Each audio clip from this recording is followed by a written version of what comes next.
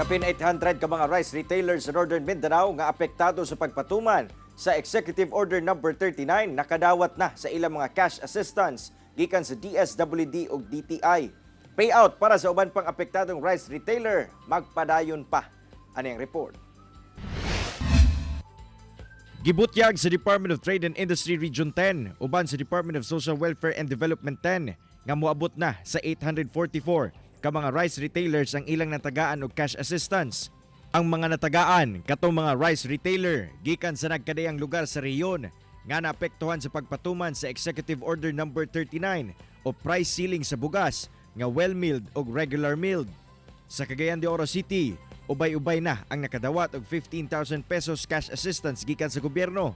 Sa bag-uhay lang nga payout, 72 ka mga rice retailers sa syudad ang nakadawat sa hinabang. So kung mayroong tag-affected nga micro-rice retailers, mao kini sila ang nagbaligya sa ilahang mga bugas at low prices, sa regular milled rice at 41 pesos ug sa well-milled rice at 45 pesos. Pagpaklaro sab sa DTI nga one-time payout lamang kini nga hinabang sa gobyerno, buot pasabot ug galing nakadawat na ang usa ka retailer, dili na kini pwedeng makadawat pagbalik. Magpadayon kuno ang mga payout nga pagahimuon kung asa ginaplastar pa sa DSWD ug DTI ang schedule para sa ubang lugar. Pasalamat sa ato ang rice retailers, ilabi na kato mga nakasunod sa ato ang Executive Order No. 39 kitungod ana manggod sa pagbaligya nila sa 41 pesos per kilo ug 45 pesos per kilo.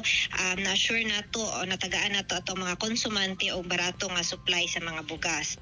Pahinumdum sab sa DTI nga bisan pa man nakadawat na sa payout, obligado pagyapon ang mga retailer sa price ceiling sa bugas.